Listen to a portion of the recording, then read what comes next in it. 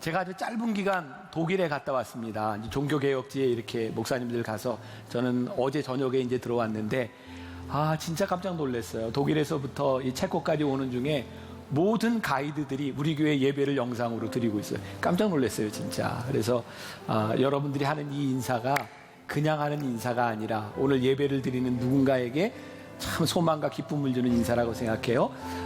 우리 오늘은 소망에 대한, 부활에 대한 이야기를 할 텐데, 소망을 가집시다. 이렇게 두 손을 들어 한번 인사하겠습니다. 시작. 소망을 가집시다. 네, 감사합니다. 오늘 벌써 11번째 예수님의 기적에 대한 말씀을 나누고 있습니다. 한번 지금까지 지나왔던 흔적을 우리들이 한번 보고 가면 좋을 것 같습니다. 먼저 우리 욥바에서, 여러분 첫날 말씀 제목 기억하세요? 틀을 깨라. 기적에 대한, 서론에 대한 말씀을 했고요. 쭉 저 갈릴리 쪽으로 올라가서 가나에서, 또 나인성에서, 가버나움에서, 베세다에서, 거라사에서, 게네세라 호수에서, 다볼산 변화산에서 기적이 일어났습니다. 저 지역 가운데 조그맣게 동그랗게 되어 있는 것은 갈릴리 바다고요. 예수님께서 3년 동안 공생애를 하셨던 대부분의 지역은 갈릴리를 중심으로 일어났습니다. 그러니까 유대 북쪽의 이방 땅입니다. 그리고 오늘, 그리고 지난주에는 베데스다 연못과 베다니가 있는데, 저 가운데 유명한 도시가 있죠. 예루살렘이 있습니다. 저기를 우리가 남유다라고 이야기를 하죠. 예수님은 사역 3년 동안 3번 예루살렘을 올라가십니다. 그래서 저 유다 지역과 저 북이스라엘로 나눠지는데, 예수님의 주요 활동 공간은 갈릴리를 중심으로 이루어졌고요. 지난주와 오늘 나누는 기적은 예루살렘 근처에 있었던 베다니에서 일어났던 일입니다. 자, 머릿속에 이렇게 좀 넣고 성경을 보시면 훨씬 더 좋겠죠?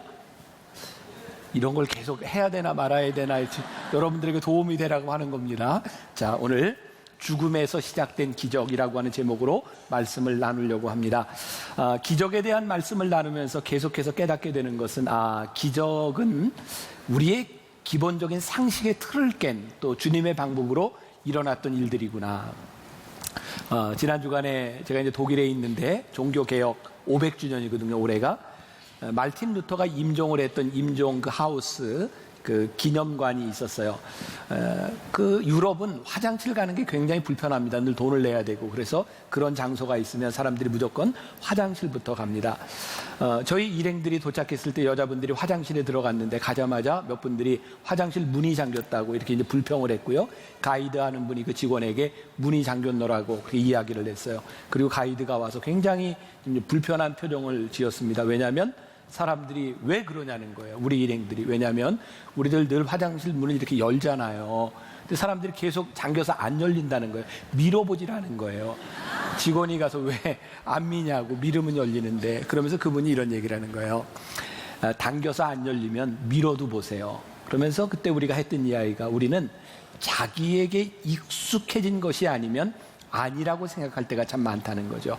기적의 이야기는 전부 그랬던 것 같아요. 우리의 익숙함이 아니라 하나님의 방법, 주님의 방법으로 일어났던 일들. 오늘 죽음에 대한 문제, 이것을 우리들이 한번 다루어 보려고 하는데, 아마 인류가 존재하는 한 한 번도 멈춰본 적이 없는 보편적인 질문이 있다면 바로 죽음에 대한 문제일 거예요. 왜 우리들이 죽음에 대한 문제를 계속해서 물으면서 또 묻는가? 그것은 우리들이 해결할 수 없는 문제이기 때문이죠. 오늘 마리아와 마르다가 가졌던 가장 큰 아픔에 대한 문제는 예수님에 대한 부재였던 것 같아요. 예수님이 안 계신 것 때문에 슬펐어요. 계속해서 나오는 말씀이죠.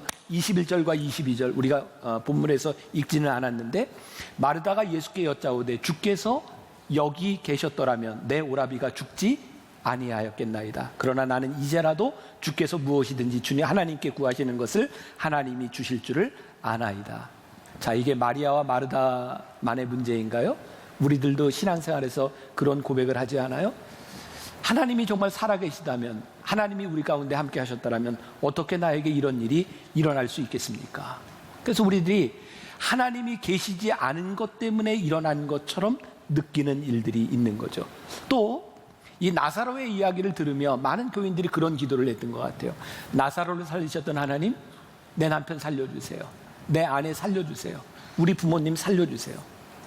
오늘 말씀의 포인트는 거기에 있지 않습니다. 오늘 중요한 이야기, 먼저 결론부터 이야기하자면, 많은 그리스도인들이 이 나사로의 이야기를 들으며 나사로를 살린 것처럼 지금 이 죽음을 살려주세요라고 기도한다면 말씀의 포인트에서 벗어나 있다.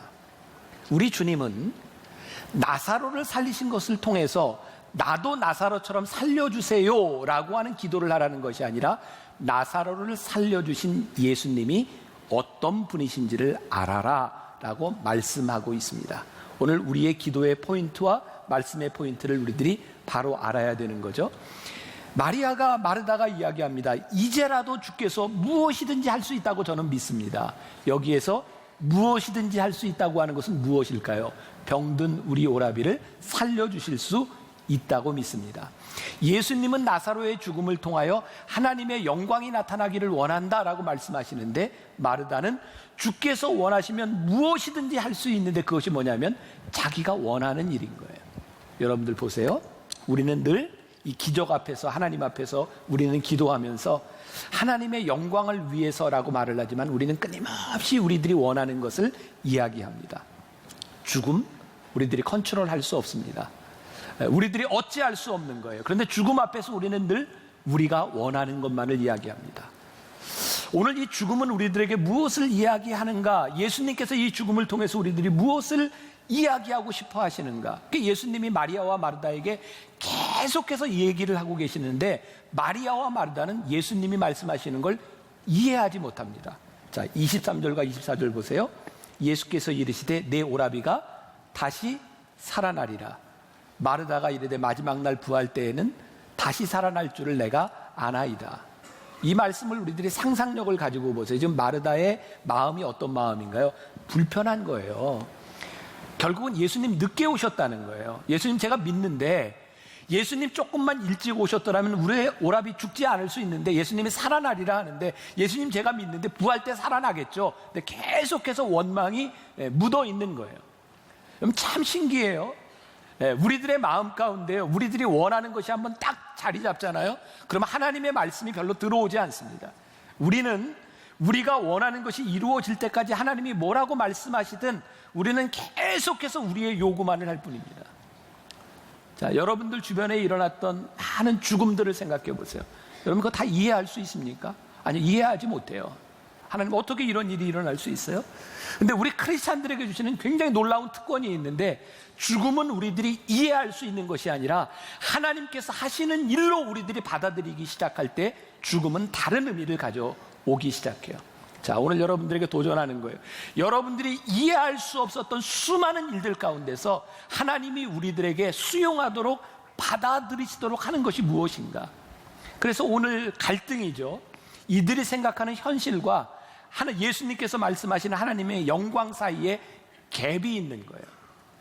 자, 오늘 읽었던 우리들의 말씀을 제가 38절부터 다시 한번 봉독해 드립니다. 이에 예수께서 다시 속으로 비통히 여기시며 무덤에 가시니 무덤이 굴이라 돌로 막았거늘 예수께서 이르시되 돌을 옮겨 놓으라 하시니 그 죽은 자의 누이 마르다가 이르되 주여 죽은 지가 나흘이 되었음에 벌써 냄새가 나나이다. 예수께서 이르시되 내 말이 내가 믿으면 하나님의 영광을 보리라 하지 아니하였느냐 하시니 돌을 옮겨 놓으니 예수께서 눈을 들어 우러러 보시고 이르시되 아버지여 내 말을 들으신 것을 감사하나이다. 항상 내 말을 들으신 줄을 내가 알았나이다. 그러나 이 말씀하옵는 것은, 그 다음이 중요해요. 누구를 위함이니? 둘러선 무리를 위함이니 곧 아버지께서 나를 보내신 것을 그들로 믿게 하려 함이니이다. 자, 오늘 나사로를 살리신 것이 누구를 위함이에요? 둘러선 무리를 위함이다. 나사로를 위한 것이 아닙니다. 나사로는 살리셨으나 또 죽습니다. 이건 별 의미가 없는 일이에요. 오늘 예수님께서 나사로를 살리신 일은 죽은 나사로를 살리신 것을 바라보며 둘러선 무리들이 예수님이 누구이신지를 믿도록 하기 위해서 나사로를 살리셨다. 예수님께서 돌을 옮겨 놓으라라고 말씀하시고 나사로를 살리신 것은 절망 가운데 있는 사람에게 소망의 문을 열어주신 거예요. 단순히 나사로가 살아난 것에 대한 문제가 아니라 절망 가운데 빠져있던 사람들에게 예수님이 누구이신지를 보여주시는 거예요. 내가 믿으면 영광을 보리라. 그리고 예수님께서 감사의 기도를 하셨는데, 이 기도는, 이 기적의 목적은 이것을 보는 사람들을 위하여 예수님께서 기적을 행하시고 있다는 거예요. 인간들이 절망을 느낄 때 예수님은 그 절망 가운데서 하나님의 영광을 보게 하셨고, 지금 인간들이 바라는 것이 나사로의 치유의 기적이었다면 예수님께서 보여주시려고 하는 것은 부활의 기적을 사람들에게 보여주시기 위함이었어요. 근데 사람들은 왜 이 예수님의 말씀을 이해하지 못할까요? 우리들은 늘 시간과 공간의 개념 속에서 생각하죠. 그래서 마리아와 마르다는 계속 예수님 늦으셨다는 거예요. 시간이 안 맞는다는 거죠. 그리고 예수님 그때 그 자리에 계셨더라면 우리 오라비가 살았을 것 같아요. 장소가 맞지 않는다는 거예요. 제가 말씀을 묵상하면서 아주 흥미로운 것을 발견하게 되었어요. 자, 17절에 우리가 오늘 읽지 않은 말씀인데요, 예수께서 와서 보시니 나사로가 무덤에 있은 지 이미 며칠이라고요? 나흘이라 그랬어요. 여러분들 성경을 읽으면 예수님께서 나사로가 아프다는 이야기를 마리아가 보낸 하인을 통해서 듣습니다. 그리고 예수님이 며칠을 유하셨다 그랬죠? 이틀을 유하셨다 그랬어요. 이틀을 유하시고 돌아와서 보니까 지금 죽은 지 며칠이 됐어요? 나흘이 되었어요. 자, 생각해 보자고요. 예수님이 이틀을 유하셨는데 와서 나흘이 되었으니까 마르다가 예수님께 보낸 사람이 가는 길이 얼마나 걸리는 길이에요? 하루길 걸립니다.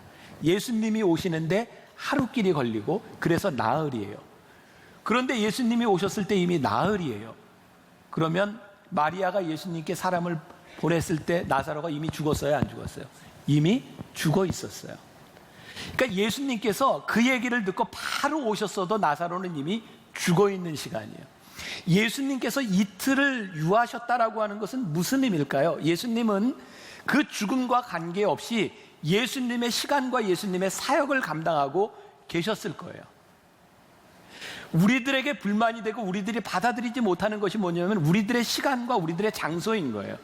주님의 시간과 주님의 장소가 아니에요. 예수님 그 자리에 있었더라면, 그 시간에 있었더라면. 그래서 마리아와 마르다는 예수님이 오셨는데 계속 과거의 이야기를 하는 거예요. 예수님 그때 거기에 계셨더라면 우리 오라비가 나을 수 있었을 텐데, 예수님은 지금 여기에서 부활을 이야기하시고 하나님의 영광을 이야기하시는데 그 누이들은 그때의 과거 속에 머물러 있는 거예요. 제가 이번 주간에 읽은 아주 흥미로운 책이 있었어요.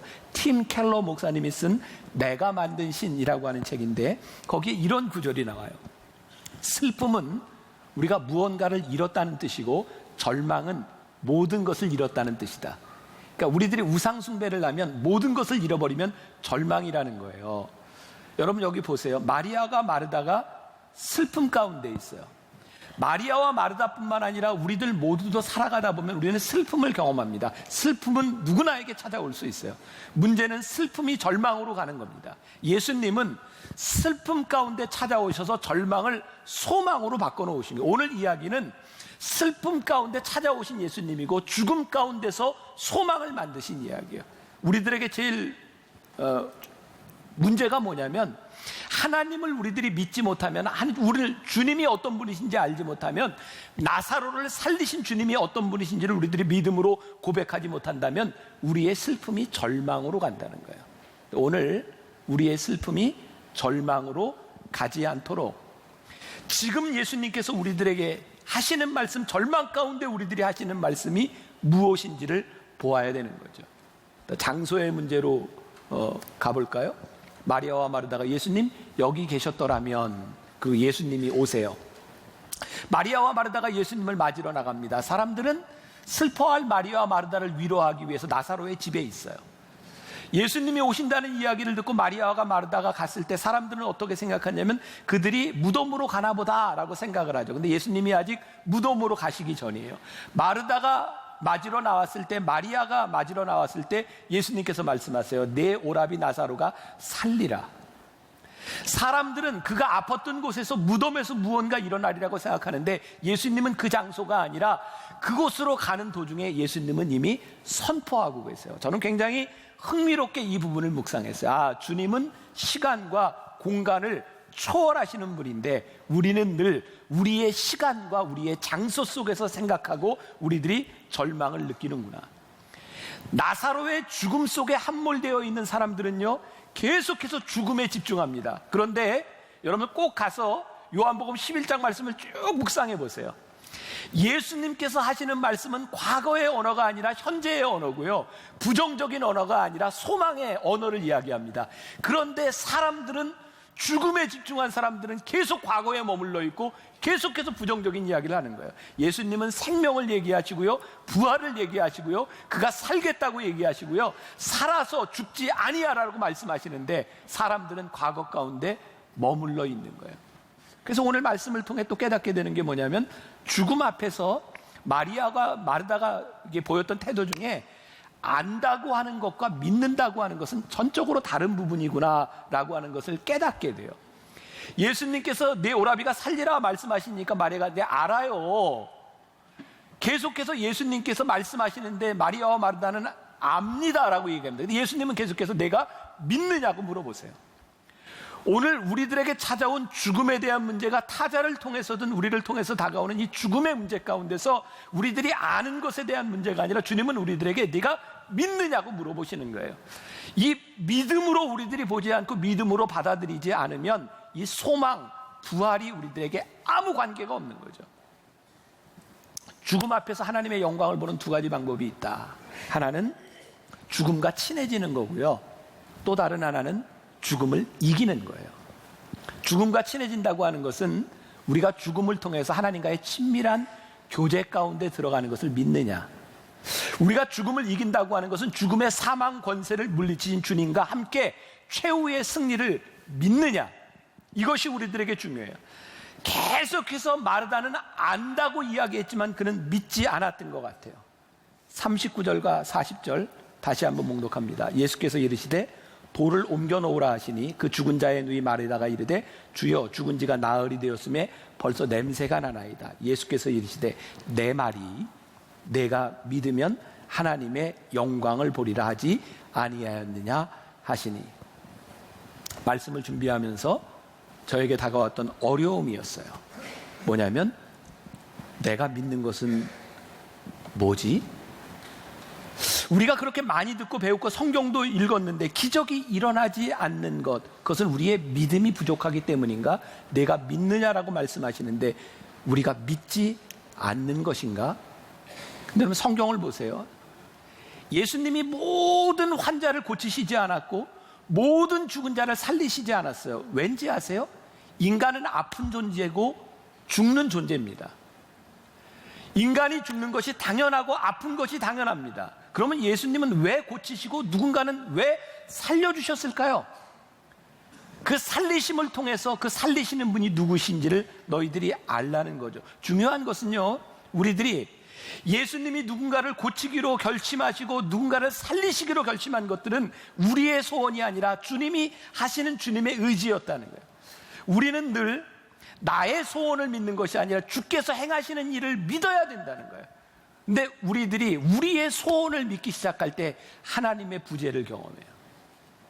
근데 하나님은 하시는 일을 통하여 우리들이 하나님이 누구이신지를 보기를 원하세요. 하나님께서 이 일을 통하여 영광을 받으시기를 원하시고 우리들에게 소망을 주기를 원하신다고 하는 것이 무슨 말일까? 제가 이제 설명을 합니다. 지금까지는 좀 추상적이었을지 몰라요. 제가 몇 년 전에 여러분들 혹시 우리나라의 복음주의 사인방이라고 하는 목사님을 아시죠? 누구누구 이야기하죠. 돌아가신 하영조 목사님, 또 옥하는 목사님, 두 분은 살아계시죠. 이동원 목사님, 그리고 홍정길 목사님, 네 분을 가리켜서 복음주의 사인방이라고 이야기해요. 아마 80년대, 90년대 한국교회에 가장 큰 영향력을 미쳤던 분이라고 생각해요. 하영조 목사님이 돌아가신 일주기 때 이미 옥하는 목사님은 돌아가셨고요. 제가 그 일주기를 기념해서 이동원 목사님, 홍정길 목사님과 함께 이렇게 좌담회를 한 적이 있어요. 제가 사회를 보고 방송에서 이렇게 좌담회를 했습니다. 제가 잊혀지지 않는 이야기인데 그 이동원 목사님, 홍정길 목사님이 돌아가신 분들을 이렇게 추억하며 이런 이야기를 했어요. 그 옥하는 목사님, 하영조 목사님 그 두 분은 살아있을 때 굉장히 이렇게 시리어스하고 굉장히 일 중심적인 사람이었노라고. 그러니까 넷이 어디 해외를 가거나 이렇게 보면 아침에 나올 때 두 사람은 늘 눈이 시뻘겋게 충혈돼서 나온다는 거예요. 보니까 밤새도록 고민하고 무슨 일을 그렇게 한다는 거예요. 그래서 두 분이 그렇게 생각했대요. 저 둘은 저렇게 살다 일찍 죽지. 근데 일찍 돌아가셨다는 거예요. 여러분, 이게 나쁜 의미로 이야기하는 거예요. 그 두 분은 아주 치열하게 사셨어요. 건강을 돌보기보다는 나에게 주어진 시간이 아깝다고 생각해서 열심히 사셨어요. 귀하죠. 그렇다고 이동원 목사님이나 홍정길 목사님 같은 분이 그냥 그렇게 허투게 사신 분 아니요. 하나님께서 주신 삶을 그 두 분들은 이렇게 즐긴다고 하는 것은 이렇게 논다 이런 의미가 아니에요. 주어진 생명을 가지고 잘 관리하며 지금까지도 사역을 하고 있어요. 죽음 앞에서 치열하게 살다 죽어간 분도 귀하고 하나님이 주신 생명을 가지고 열심히 살아가는 분도 저는 다 귀하다고 생각해요. 저에게 또 하나 잊혀지지 않는 게 있어요. 오카는 목사님 돌아가시고 아마 장례식 끝나고 그 어간이었던 것 같아요. 여러분, 조용기 목사님 아시잖아요. 그분이 그 식사 자리에서 이런 얘기를 했어요. 오카는 목사님이 세상을 일찍 떠난 게 너무너무 가슴 아프고 안타깝다고. 그러면서 그 옥 목사에게 내가 그렇게 그 폐암으로 고생할 때 하나님께 기도하라고, 낫게 해달라고 기도하라고 했는데 그 사람 한 번도 하나님께 기도하지 않았다고. 오카는 목사님은요, 폐암으로 돌아가실 때 하나님 낫게 해달라고 기도한 분이 아니라 그 병을 내가 안고 영광스럽게 죽을 수 있도록 기도한 분이라고. 그래서 조용기 목사님이 안타까웠던 건 내가 파킨슨씨 병으로 힘들 때 나는 하나님께 기도하고 하나님이 나를 고쳐주시는 걸 경험했는데 그 사람은 그 병을 안고 그렇게 죽었노라고 그것이 아깝다고 이야기하시는 거예요. 저에게 어떤 생각이 드는지 아세요?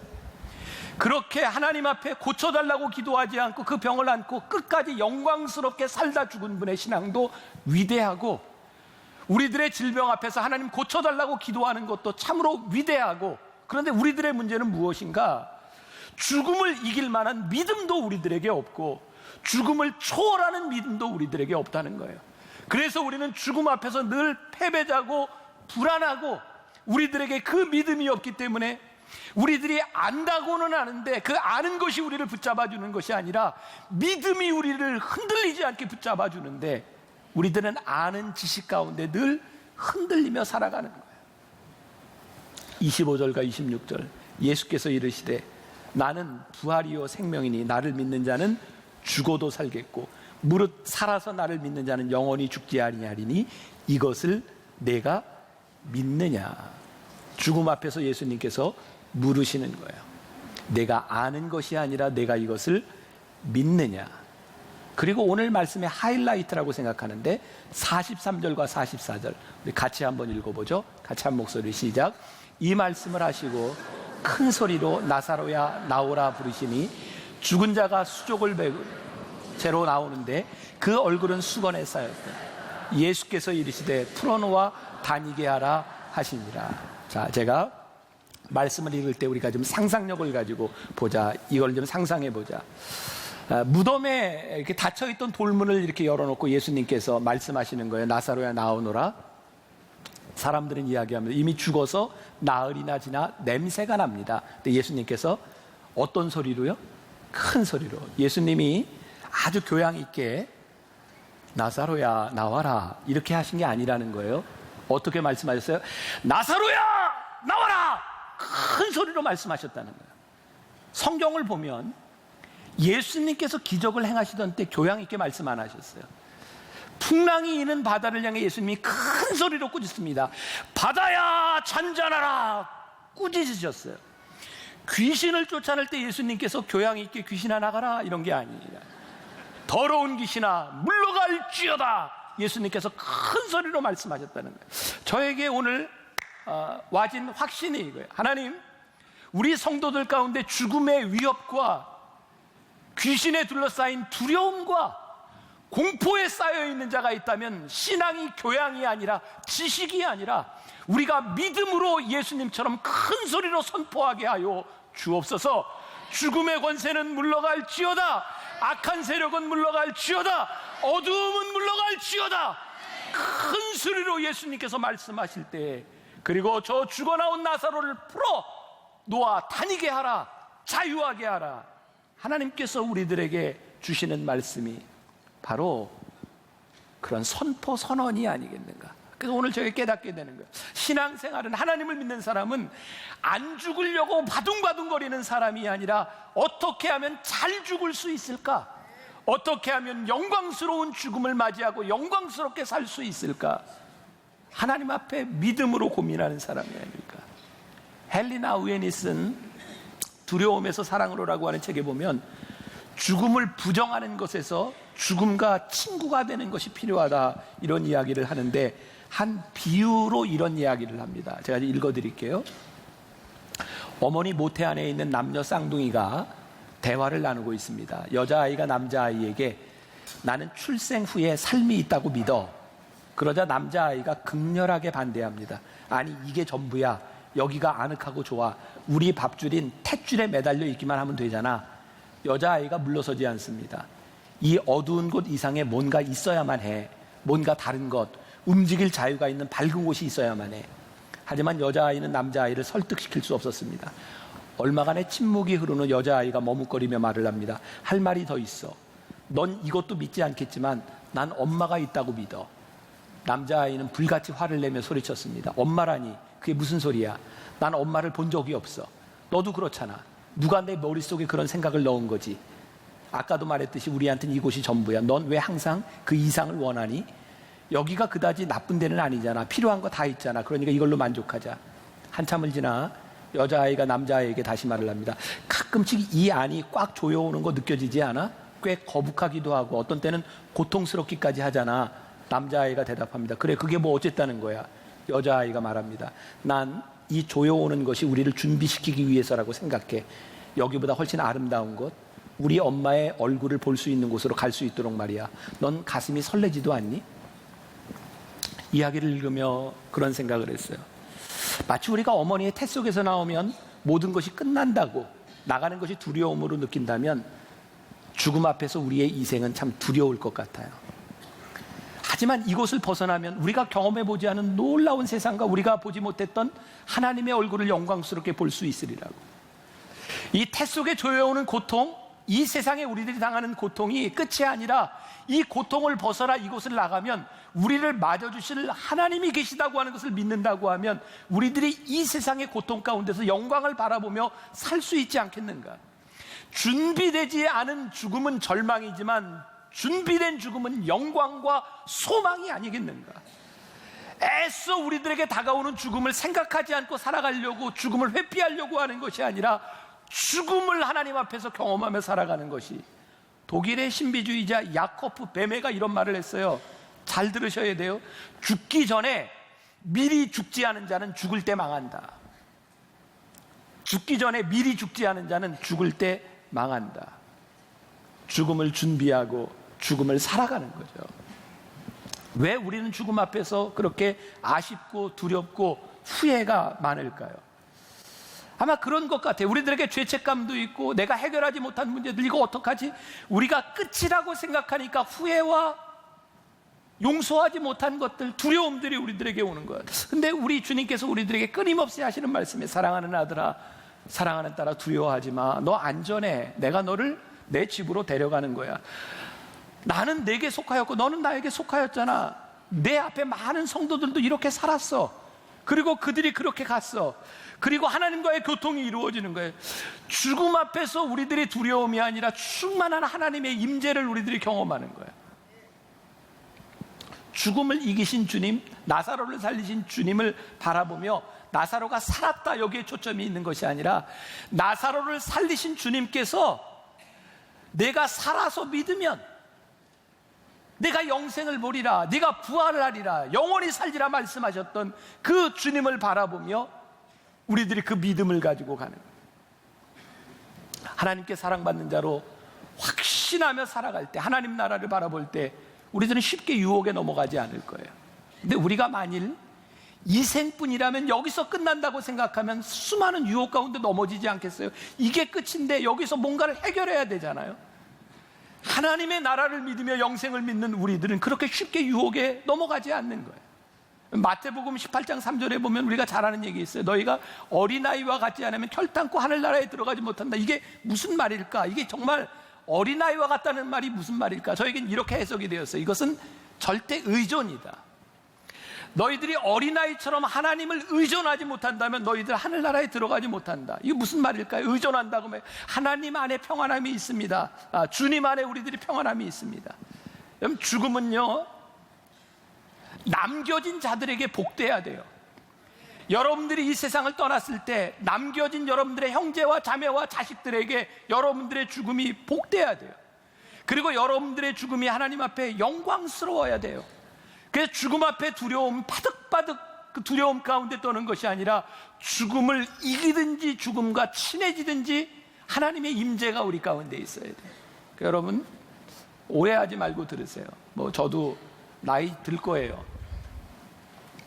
너무 그렇게 살려고 바둥바둥하지 마세요. 그러니까 저는 진짜 제가 여러분들에게 부탁드리고 싶은 게, 우리가 죽을 때가 되면 잘 죽었으면 좋겠어요. 그래서 이렇게 지금 생명 연장하고 억지로 이렇게 생명을 연장하는 일을 하지 말자 이거예요. 왜? 하나님 앞에 영광스럽게, 하나님 여기까지 우리를 쓰셨으면 이제는 하나님 우리를 받으셔서 영광스러운 하나님의 나라에서 영광스러운 하나님의 얼굴을 바라보며 설레는 마음으로 우리들이 죽음 앞에 갈 수 있도록, 우리들이 그렇게 죽음을 준비하며 죽음을 이기신 주님을 우리들이 붙잡자는 거예요. 세상 사람들이 우리들에게 너 하나님이 사랑하신다는데 이 모양 이 꼴이 뭐냐, 너 왜 죽었냐, 왜 이 모양이라고 이야기할 때 우리가 믿는 하나님은 어떤 분이신지를 말할 수 있습니다.